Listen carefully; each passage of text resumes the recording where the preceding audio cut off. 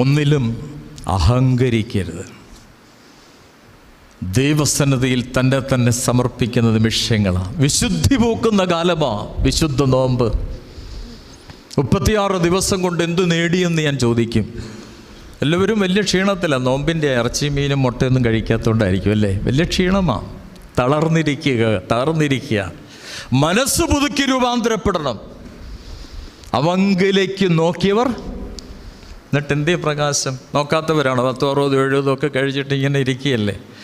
അവങ്കിലേക്ക് നോക്കിയവർ. നോട്ടത്തിൻ്റെ കുറ്റമുണ്ട്.